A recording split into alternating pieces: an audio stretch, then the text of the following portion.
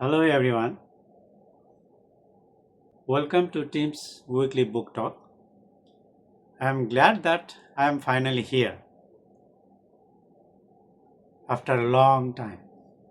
Anyway, since this is the first episode, it will be all about introduction. Most importantly, what topics will I be talking? What information will I be giving? And what benefit will you, the general public, will have? First of all, as a writer, of course, I will be talking about books, mostly writing, reading, publishing, marketing, and everything about books. Secondly, I will be talking about geopolitics, international affairs, only because it affects our daily life. And thirdly, I will talk about my life experiences. And you can imagine, in my 63 years of life, I have seen many things, believe me. Of course, in between, I'll be talking about other topics, various topics. Maybe some of the topics you would like to hear. I will ask you, then you guys can decide which topics you would like to hear. Then we can talk about it. And I hope it will be not only informative but also helpful and funny. Ha. Before anything else, let me give my brief introduction. I was born in a remote Gurung village called Dhampus in mid-western Nepal. Near the Pokhara, the famous tourist town of mid-western Nepal. Surrounding Pokhara, there are many Gurung villages. And in these villages, and during my times, there wasn't a single village where they had no connection whatsoever with the Laures. Okay? Laure means men serving in the army, especially British Army and the Indian Army and the Nepalese Army. This is a very common word in Nepal. Okay. So much so that all the young men in our village, our first priority, first dream was always to become a British Laure. I was not alone. So, my father wasn't a British Army or Laure. So, as an elder son, the responsibility of becoming a Laure fell upon me. So, when I was 17 at high school and growing up to become a Laure, of course, I lined up and joined the army, a British Army,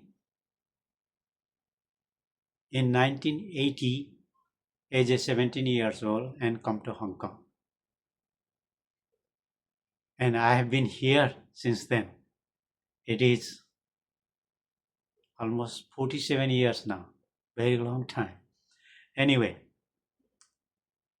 I served the British Army for the next 13 years. Then we retired because of the 1997.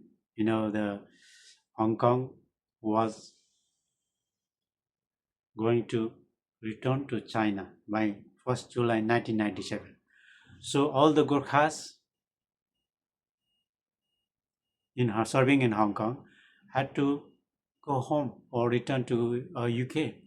That time we had around 10,000 plus families and children, and only 2,500 were sent to UK. The rest were packed up and sent back to Nepal. I was one of them in 1997.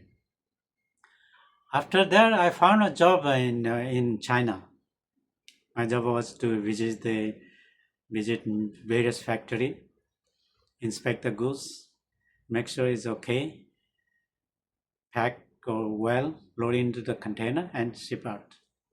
I worked there for 7 years. Then in year 2000, with my friends, we opened our own small factory. We started our own business.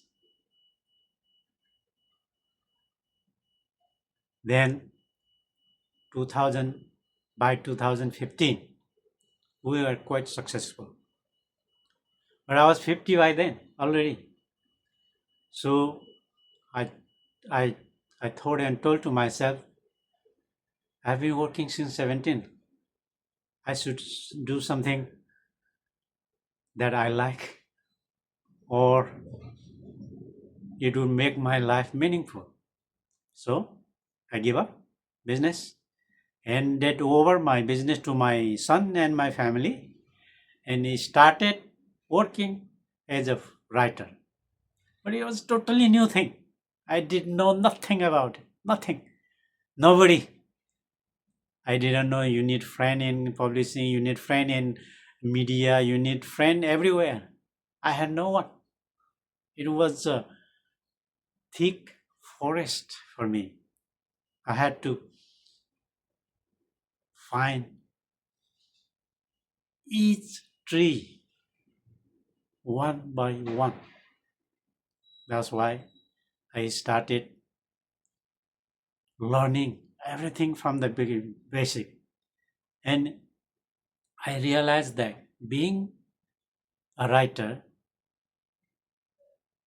being able to writing alone is not enough. You have to wear many types of hats all at the same time. For instance, you must be right, you know how to write, you have people, you have you know some little bit of marketing, you know some computer things, designing, talking in front of me, in front of people, talking with me, media, giving lectures, uh, talking with your family, your friend, everyone. You know, you need a lot of things. You do all these small things. Only then you might have a chance of becoming a decent writer. And some wise men say you need 10 years, at least 10 years to become a decent writer. And I genuinely believe it. And I am here because of this today. And since I had to learn everything from the basic, I did everything by myself. I learned everything one by one. And within the first 6 years, I published, self-published many books. I wrote whatever I wanted to write and published them in Amazon. After that, I wrote book that maybe readers will like to read. So you need to find a niche, a market.